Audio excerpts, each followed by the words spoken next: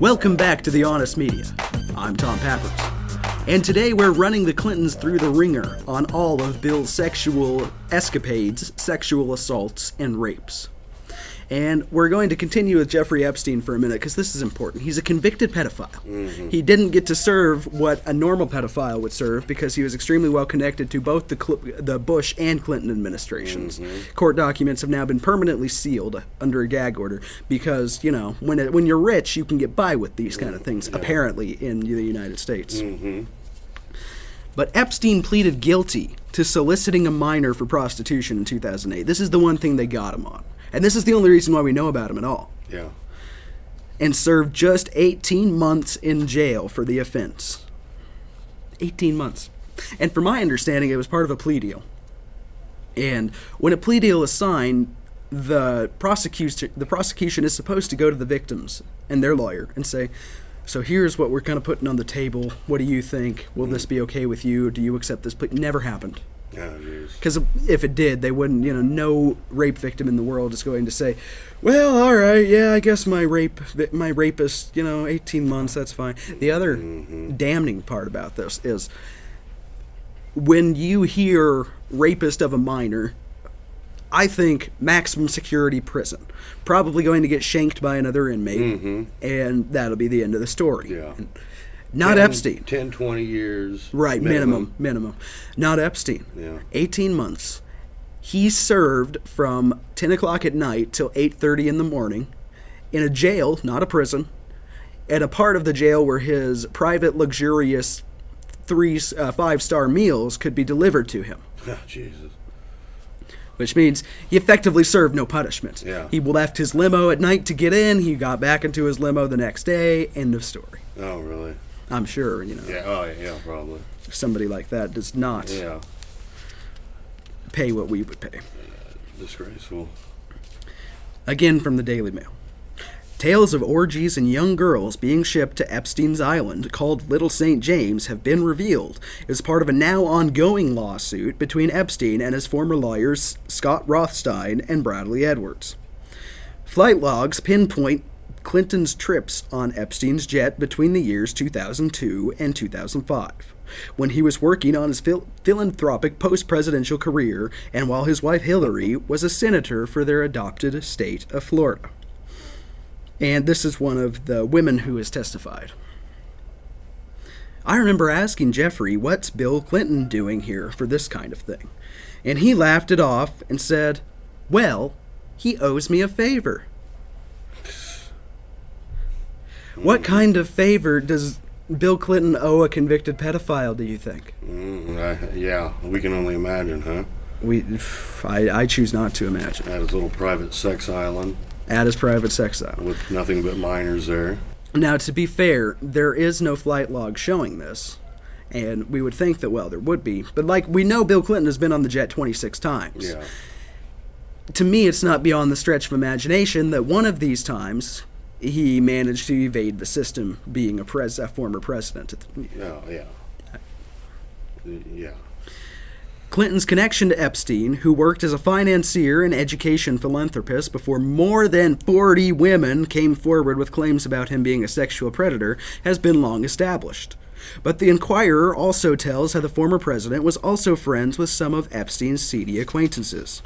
The lawsuit claims that Clinton was friends with an unnamed woman who kept images of underage children on her computer, helped to recruit underage children for Epstein, and photographed underage females in sexually explicit poses. While Bill cut off ties with Epstein, this young woman's abuses apparently did not end their relationship, as she was reportedly one of the 400 guests at Chelsea Clinton's 2010 wedding. Disgusting. Where is the media on this? We hear 1,000 times a day, hey, did you know Donald Trump was did you know that Hillary Clinton was at Donald Trump's wedding? But where's the media talking about the pedophile with child porn on her computer showing up to Kelsey's wedding 6 years ago? Yeah, apparently the Clinton News Network doesn't want to air that story. Well, you mentioned the Clinton News Network. Aired on anybody's story channel. That's, well, nobody. Well, I'll tell you why. Because Roger... No mainstream channels, anyway. Roger Stone, the only one who will talk about this, has been banned from CNN. Yeah. According to him, on the orders of Hillary Clinton. These are tweets from Roger Stone, the man who wrote The Clintons' War on Women, where much of this information was researched, compiled, and published to the public. Roger Stone writes, a cable news network that folds on the demands of the Clintonistas, who not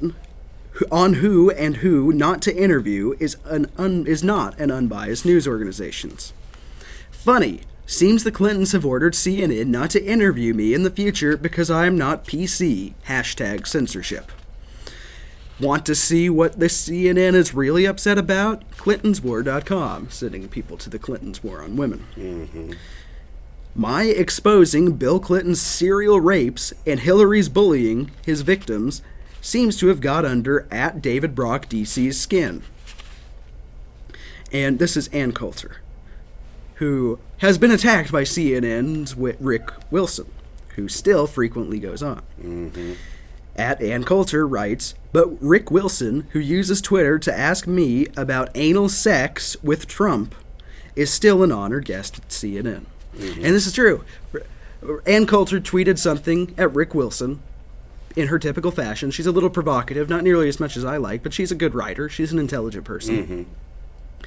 And Rick Wilson tweets back, how much does Trump pay you for anal sex? Jeez. That guy is still welcome on the Clinton News Network. Yeah, and he said the only way to stop Trump was to put a bullet in him. That's right, that was him, wasn't it? Yeah. But he's still welcome on there. Oh, yeah. Because he's not talking about Bill Clinton raping potentially dozens and dozens and dozens of whooping. That's right. And Hillary covering it up for him. And Paul Joseph Watson, this all came from InfoWars. Paul Joseph Watson writes, it appears that CNN may have taken advantage of Stone's profane tweets and used them as an excuse to get the former Trump advisor off the air because he has proven to be such an effective cheerleader for the Donald's campaign and is causing damage to Hillary's political aspirations. Well, of course, that's why they did it. But again, Rick Wilson's fine. People who say Donald Trump should be shot in public are fine. Yeah. They keep their Twitter accounts up, Facebook pages up, can go on TV. That's right. Yeah. What is this cabal? I mean, it's media, it's the Clintons. Do you think it all ties into a shared interest in globalism? Oh, yeah, exactly. What does the media have to gain from globalism? Well, they're owned by people that profit. I suppose usually off whatever their programs are, you know. I suppose that's a valid point.